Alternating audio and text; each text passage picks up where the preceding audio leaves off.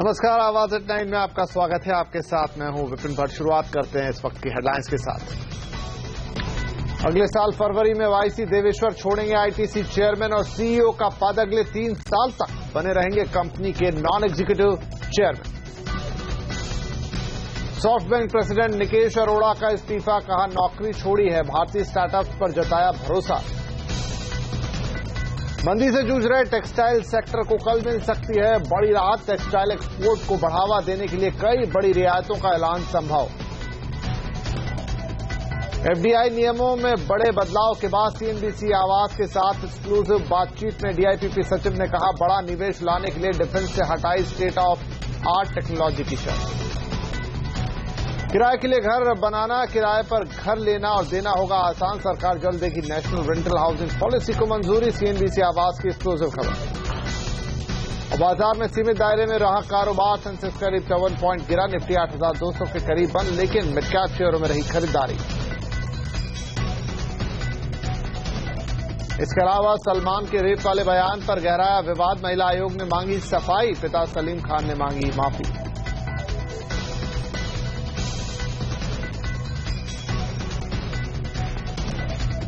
शुरुआत करेंगे इस वक्त की बड़ी खबर के साथ। आईटीसी के मैनेजमेंट में बड़ा बदलाव होने जा रहा है। कंपनी के चेयरमैन और सीईओ वाईसी देवेश्वर फरवरी 2017 में कंपनी में अपने एक्टिव रोल से बाहर हो जाएंगे। हालांकि वो अगले 3 साल तक कंपनी के नॉन एग्जीक्यूटिव चेयरमैन बने रहेंगे। बतौर सीईओ जुलाई की एजीएम देवेश्वर की आखिरी एजीएम होगी। इस खबर पर बातचीत करने के लिए अब हमारे साथ है हमारी सहयोगी हर्षदा सावंत। हर्षदा, बहुत लंबी पारी रही है वाईसी देवेश्वर की इस कंपनी में। इनफैक्ट शायद हिंदुस्तान के सबसे लॉन्गेस्ट सर्विंग सीईओ हैं। कैसा रहा इनका अभी तक का सफर, और जब छोड़ेंगे कंपनी तो क्या फर्क पड़ेगा? जी हाँ, काफी लंबा सफर रहा है। और इनफैक्ट वाईसी देवेश्वर ने 1968 में कंपनी बतौर एक फ्रेशर ज्वाइन की थी। कई सालों से चर्चा रह रही थी कि वाईसी देवेश्वर का सक्सेसर कौन होगा। हालांकि आज वो फाइनली ऐलान हो चुका है कि वो एग्जीक्यूटिव चेयरमैन का पद छोड़ेंगे फरवरी 2017 से। लेकिन अब भी यहां पर अटकलें लगाई जा रही है कि सक्सेसर के तौर पर किसे नियुक्त करेंगे। वाईसी देवेश्वर ने साफ तौर से कहा है वो कंपनी के साथ जुड़े रहेंगे, मेंटोर करेंगे, कंपनी को गाइड करेंगे। लेकिन आप देखिए, आईटीसी एक प्रोमिनेंट ग्लोबल नाम है और यह भारतीय बिजनेस है। कंपनी की शुरुआत ऑफ कोर्स सिगरेट बिजनेस से हुई थी और वाईसी देवेश्वर ने काफी दूसरे बिजनेसेस में डाइवर्सिफाई किया, चाहे वो होटल बिजनेस हो या फिर एक स्ट्रॉन्ग एफएमसीजी प्लेयर के तौर पर कंपनी को खड़ा किया है। और इनकी अगुवाई में हमने देखा है कंपनी की ग्रोथ जो रही है वो काफी बढ़िया रही है। रेवेन्यू के मामले में ही हमने देखा लगभग 10 गुना का इजाफा बनता हुआ दिखाई दिया था और 51,000 करोड़ के रेवेन्यूज पर यह कंपनी के एग्जीक्यूटिव चेयरमैन का पद छोड़ रहे हैं। अगर आप मुनाफे की बात करें तो इनके चेयरमैनशिप के टेकओवर के बाद हमने देखा है 33 गुना की ग्रोथ देखने को मिली है। तो काफी सक्सेसफुल सीईओ रहे हैं और इनकी लेगेसी काफी सालों तक याद रहेगी और एक आइकन रहे हैं बिजनेस जार्गन में, आप कह सकते हैं बिजनेस गलियारों में। और ये जरूर मिस किए जाएंगे, लेकिन देखना ये इंपॉर्टेंट रहेगा कि यहां से आगे इनका सक्सेसर कौन रहेगा।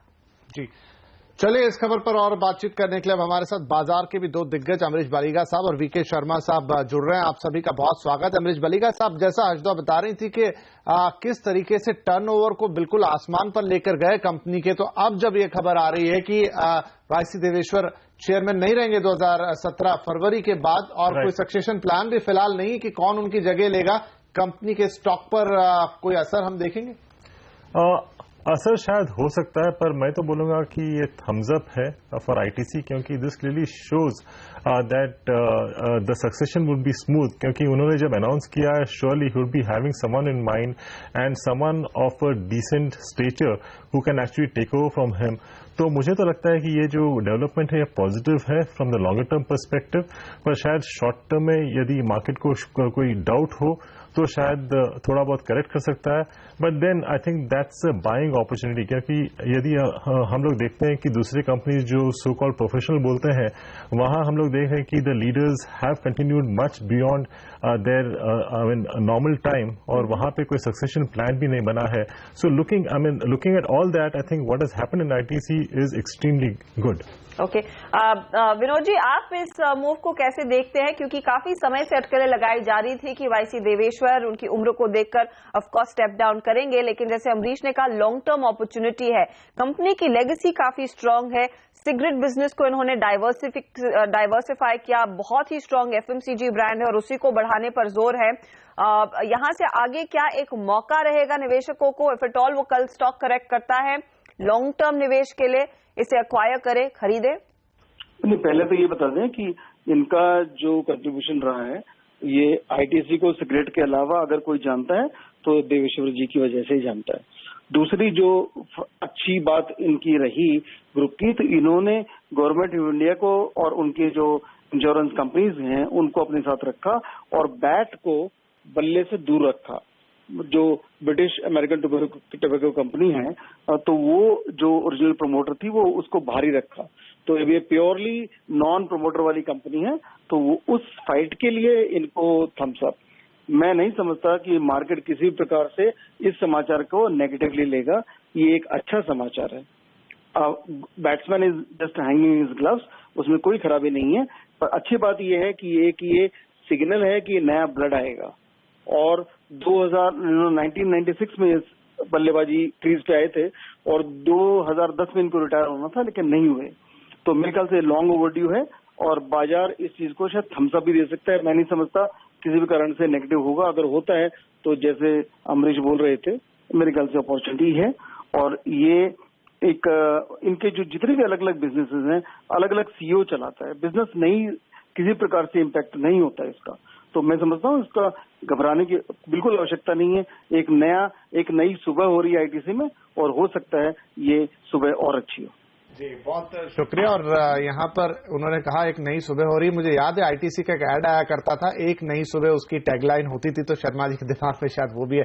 अमरीश और मैं वीके शर्मा, बहुत शुक्रिया आपका इस खबर पर हमसे बातचीत करने के लिए। लेकिन अब हम बात करते हैं एक और बड़े एग्जिट की। ये खबर भी आज ही आई है, सॉफ्टबैंक के प्रेसिडेंट और सीईओ निकेश अरोड़ा ने इस्तीफा दे दिया है।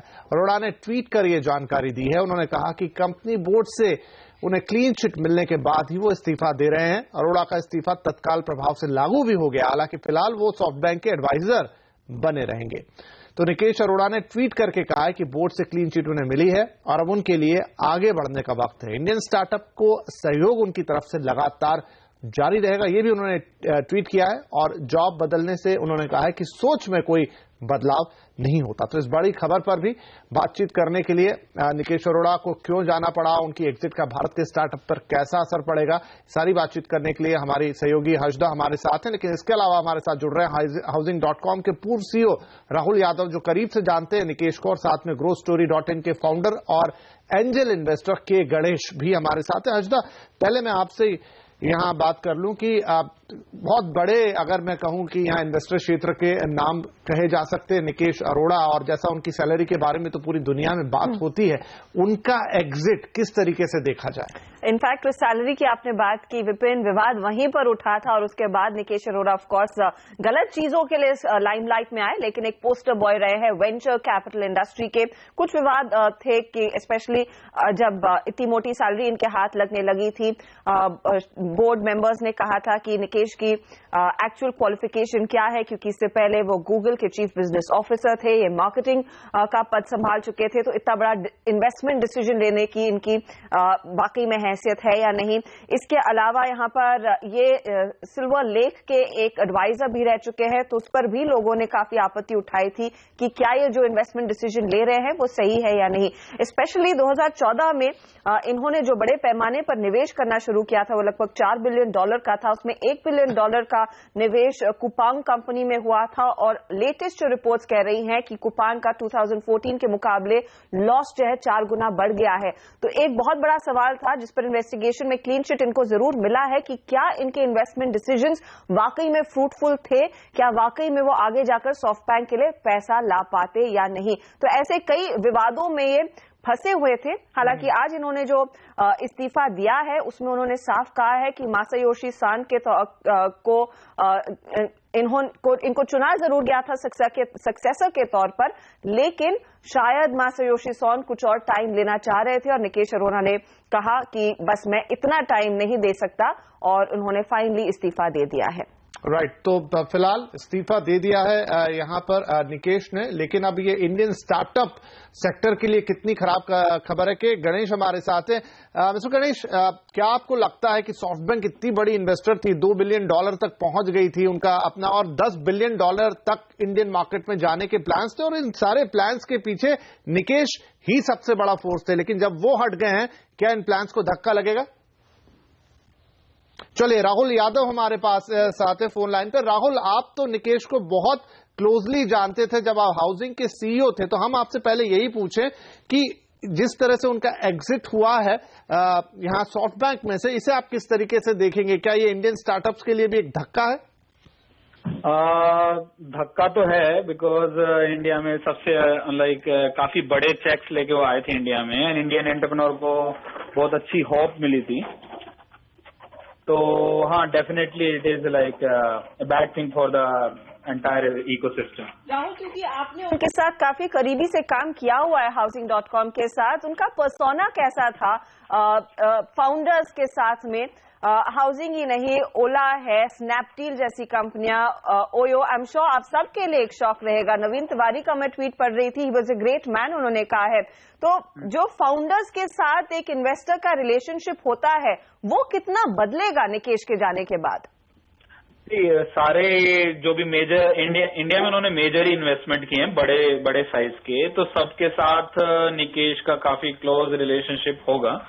एंड उनके जाने के बाद पता नहीं उनके जो इमीडिएट लोग थे वो भी रहेंगे कि नहीं, बट हाँ, अब अगर नया मैनेजमेंट आएगा तो नया रिलेशनशिप स्टार्ट होगा, एंड या I mean it's a loss.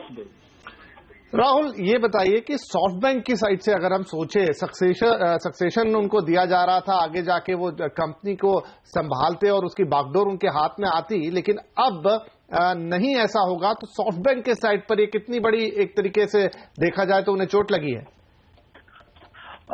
सारे जो भी इन्वेस्टमेंट किए हैं वो अभी काफी एक क्रिटिकल स्टेज में इंडिया में, एंड आई थिंक ये जो ट्रांजिशन होगा इसमें निकेश की बहुत ही एक्टिव हेल्प लेनी चाहिए। अगर निकेश इन्वॉल्व नहीं है एंड नया मैनेजमेंट आता है, वो टेक ओवर लेता है, तो बहुत गलत डिसीजन ले सकते हैं, क्योंकि वो फाउंडर को नहीं समझते हैं, कंपनी को नहीं समझते हैं। तो मैं एडवाइस करूंगा कि ट्रांजिशन होना चाहिए। मेरे जैसे हाउसिंग में जब मेरा एग्जिट हुआ था, मैंने ऑफर किया था कि मैं एक ट्रांजिशन कर देता हूँ 1-1.5 महीने का, क्योंकि मुझे ही पूरी कंपनी समझ में आती है। तो वो उन्होंने नहीं किया और आज कंपनी उसकी वजह से मतलब काफी परेशानी में है। मैंने ऑफर किया था कि ट्रांजिशन कर देते हैं। ये क्या निकेश का डिसीजन था आपको ट्रांजिशन नहीं देना? मतलब फर्क नहीं पड़ता था, मतलब जो भी लोग थे, निकेश डायरेक्टली नहीं थे, इनडायरेक्टली थे, बट जो भी लोग डायरेक्टली थे, मतलब गलत डिसीजन लिया कि कल तक 3 साल से जो आदमी कंपनी चला रहा है, उसको अगर नहीं बात जम रही है तो आप 1 महीना लो और तरीके से उसको करो। ऐसा नहीं कि कल तक आप उस आदमी पे पूरा बिलीव करके पैसे डाल रहे हो और सडनली कल सुबह से मतलब बोल दिया कि आप मतलब मत करो कुछ काम। मतलब मैंने ऑफर किया था कि ट्रांजिशन होना चाहिए। आज जो वो कंपनी जो भी परेशानी में है जस्ट बिकॉज ऑफ इनके इस टाइप के गलत डिसीजन है। मैं नहीं चाहता कि अब निकेश अरोड़ा भी सेम दोबारा ये मिस्टेक करें। डिसीजंस निकेश ने ऑफ कोर्स लिए हैं, लेकिन के गणेश, मैं आपसे समझना चाहूंगी, एक अग्रेसिव इन्वेस्टर थे, इवेंजलिस्ट नहीं कहेंगे, ना ही नेसेयर थे, लेकिन उन्होंने वार्न किया था कि इंडियन स्टार्टअप्स में बबल ऑफ सॉर्ट्स बन रहा है। अब क्या आपको लग रहा है इनके एग्जिट के बाद सॉफ्टबैंक का जो अप्रोच है भारत में वो बदलेगा? इंडिया में 15 साल तक आई थिंक इन्वेस्टमेंट मतलब 10-15 साल और लेंगी। राहुल, मैं आपको रोक रही हूँ, मैं ये सवाल के गणेश के लिए है। मिस्टर गणेश, क्या आपको लग रहा है इन्वेस्टमेंट एनवायरनमेंट स्पेशली सॉफ्टबैंक के नजरिए से बदलेगा निकेश के एग्जिट के बाद? नहीं, देखिए ऐसे है कि इंडियन मार्केट और इंडियन स्टार्टअप इकोसिस्टम एक फंड के ऊपर या एक मैनेजर के ऊपर, एक सीईओ के ऊपर डिपेंड नहीं करता। तो ये तो मुझे बहुत आश्चर्य हुआ और सरप्राइज हुआ कि निकेश अरोड़ा स्टेप डाउन कर रहे हैं। ये एक्सपेक्टेड नहीं था, बट इसके कारण या तो स्टार्टअप सिस्टम में या फंडिंग एनवायरनमेंट में कोई प्रॉब्लम आएगी या कोई स्लो डाउन आएगा, मैं ये नहीं मानता। ऑब्वियसली निकेश अरोड़ा इंडिया से बहुत उनका फेमिलियरिटी थी, इंडियन थे, इंडियन एनवायरनमेंट जानते थे, बहुत बुलिश थे इंडिया में और बिग इन्वेस्टमेंट्स किए हैं इंडिया में। तो it would have been good and nice if we had continued, but I don't think at all that we would see any impact इसलिए of one साइडलाइन किया गया है शायद। क्या उनके इन्वेस्टमेंट डिसीजन स्टाइल से लेकर सॉफ्ट बैंक क्या नाखुश था? सॉरी, आपकी आवाज कैन यू रिपीट प्लीज? क्या उनके इन्वेस्टमेंट डिसीजन स्टाइल से कंजर्वेटिव सॉफ्ट बैंक क्या नाखुश दिख रहा था? मैं आपकी आवाज क्लियरली सुनाई नहीं दे रही है मुझे। राइट, तो शायद हम गणेश से बात नहीं कर पा रहे, लेकिन एट लास्ट राहुल एक आखिरी सवाल आपसे। हाँ, वो ये कि ओला, उबर, तमाम जो कंपनियां जिनमें इन्वेस्टमेंट है बड़ी भारी, इनफैक्ट हाउसिंग भी, क्या अब उनको दिक्कत हो सकती है? क्योंकि जैसा हर्षदा भी कह रही थी, बहुत कंजर्वेटिव नजरिया वैसे सॉफ्ट बैंक का था, लेकिन उसको बदला था निकेश ने, लेकिन अब जब वो कंपनी में नहीं है, इन कंपनियों को प्रॉब्लम होगी? तो मेरी एक ही एडवाइस रहेगी, एंड ये बहुत ही इंपॉर्टेंट एडवाइस है, कि बहुत अच्छे से ट्रांजिशन करें। पूरा इंडिया वो देखते थे, सारी इंडिया में जो भी कंपनियों में इन्वेस्टमेंट उन्होंने देखा है, अगर अच्छे से ट्रांजिशन नहीं किया, एंड ये कंपनियों में ऑलरेडी काफी पैसा डल चुका है एंड अभी मार्केट लो है, अगर अच्छे से ट्रांजिशन नहीं किया, सारी कंपनियों का काफी बुरा हाल हो सकता है। जैसा हाउसिंग टफ कंडीशंस में अभी, वैसा आई थिंक बाकियों के साथ ना हो, तो उसके लिए ट्रांजिशन बहुत अच्छे से प्लान करें। जी, बहुत शुक्रिया राहुल, और साथ में गणेश आपका भी माफी चाहेंगे, थोड़ा ऑडियो आपके साथ हमें तकलीफ रही यहाँ पर। तो निकेश अरोड़ा ने कंपनी छोड़ दी है यहाँ पर सॉफ्ट बैंक, और अब भारतीय, क्योंकि कई स्टार्टअप्स में बड़ा पैसा लगा हुआ था सॉफ्ट बैंक का, तो यही बड़ा सवाल कि क्या उन पर किसी तरीके का कोई असर आएगा। और एक स्टार्टअप की दुनिया में तो ये बड़ा एग्जिट इन्वेस्टर्स की दुनिया से तो है ही। बहुत शुक्रिया आप सभी का इस चर्चा में शामिल होने के लिए। और यहाँ पर आवाज एट 9 में वक्त हुआ एक छोटे से ब्रेक का। ब्रेक के बाद कुछ और खबरें।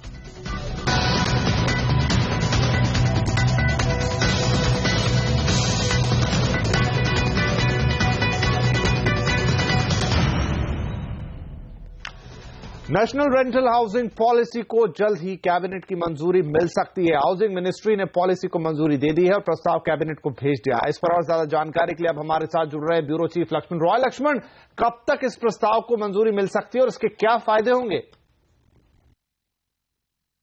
इस पॉलिसी का असली मकसद ये है कि अपना घर छोड़कर दूसरे राज्यों में, दूसरे शहर में जो लोग जाते हैं काम करने के लिए, चाहे वो गरीब हो, वर्किंग प्रोफेशनल हो, उनको कैसे आसानी से घर मुहैया कराया जाए और कम किराए पर घर मुहैया कराया जाए। इसके तहत 3 बड़ी बातें हैं। पहली, एक जो रियायत दी जा रही है वो है रियल एस्टेट डेवलपर को।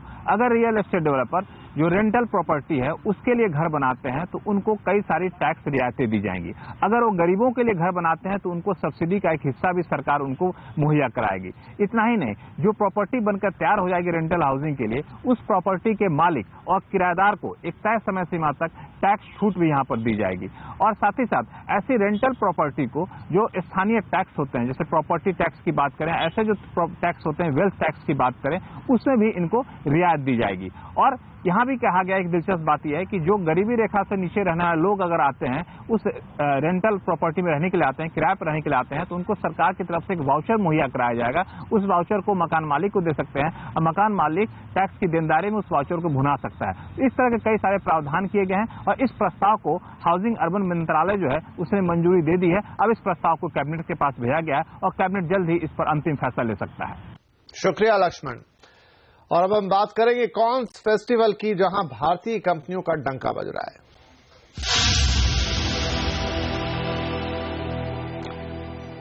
तो कान लायंस 2016 में भारत छाया रहा। कांस में हर साल ये समारोह विज्ञापन और मार्केटिंग के क्षेत्र में बेहतरीन प्रदर्शन करने वाली एजेंसियों और कंपनियों को सम्मानित करने के लिए किया जाता है। यह साल भारत के लिए बेहद खास रहा। इस बार एजेंसी ऑफ द ईयर के अलावा और भी कई अवार्ड्स भारतीय क्रिएटिव एजेंसियों के नाम हुए हैं। तो कौन कौन से अवार्ड देश ने अपने नाम किए हैं, ये बता रही हैं हमारी संवाददाता शिवानी घरत, जो इस वक्त खुद कान में मौजूद है। कान लायन 2016 में अब तक के अवार्ड्स हमारे देश के लिए काफी एक्साइटमेंट और चेयर लेकर आए हैं। पहली बार एक इंडियन एजेंसी ने agency of the year award जीता है कान लायन हेल्थ केयर अवार्ड्स में। वो एजेंसी है मेड्यूला।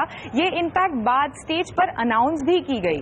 साथ ही ग्रां प्री की बात करें और ग्लास लायन की बात करें तो दूसरी बार है कि हमारे देश को एक ग्लास लायन कैटेगरी में ग्रां प्री मिला है। ये ग्रां प्री मिला है माइंडशेयर इस एजेंसी को अपने कैंपेन 6 पैक बॉन्ड, ये ब्रुक बॉन्ड रेड लेबल के लिए कैंपेन बनाया गया था, जिसमें जेंडर सेंसिटिविटी का एक इशू था, ट्रांसजेंडर कम्युनिटी के इश्यूज को सामने रखा गया था। साथ ही ग्लास लायंस इस कैटेगरी में 2 दूसरी एजेंसीज को भी ग्लास लायंस मिले हैं। एक ओगलवी को ग्लास लायन मिला है, ब्यूटी टिप्स बाय रेशमा, जो एसिड अटैक विक्टिम के साथ बनाया गया था एक कैंपेन, उसके लिए ओगलवी को एक ग्लास लायन मिला है। साथ ही शेयर द लोड, जो बीबीडीओ का कैंपेन था एरियल मैटिक के लिए, उसे भी एक ग्लास लायन मिला है। इसके साथ ही तीन अदर कैटेगरीज में अवार्ड्स अनाउंस किए गए, जिसमें रेडियो में देश को 2 सिल्वर है, प्रिंट और पब्लिशिंग में 1 ब्रॉन्ज है, एक प्रोमो और एक्टिवेशन में ब्रॉन्ज है और डायरेक्ट में कोई लक नहीं रहा। जी, शिवानी बता रही थी कि इस तरह की सक्सेस स्टोरी रही है इस बार इंडियन एजेंसीज के लिए। कान में तो एजेंसी ऑफ द ईयर का खिताब जीतने वाली मेड्यूला के अमित अकाली ने अपनी जीत पर खुशी जाहिर करते हुए कहा है कि भारत में हेल्थ केयर एक बढ़ता हुआ सेक्टर है और हेल्थ एजेंसीज का भविष्य काफी अच्छा है। हेल्थ का महत्व इंडिया में तो होने ही होने वाला है। दूसरी चीज है कि हेल्थिफिकेशन सब जगह हो रही है, हर प्रोडक्ट में हेल्थिफिकेशन हो रही है, तो हेल्थ केयर एजेंसी की भी जरूरत ज्यादा पड़ेगी। पर जो तीसरी बात है वो है कि अभी इंडियन एजेंसी मेरे ख्याल से इंटरनेशनली भी खेल सकती है। तो अगर हमने बताया कि हमारा क्रिएटिव, हमने अब साबित कर दिया कि हमारी क्रिएटिविटी दुनिया के सबसे, अब हम दुनिया की सबसे क्रिएटिव हेल्थ केयर एजेंसी है। और आज था इंटरनेशनल योगा डे। तो जाते जाते हम आपको छोड़ जाते हैं देश भर में हुए अनेक योगा कार्यक्रम की तस्वीरों के साथ।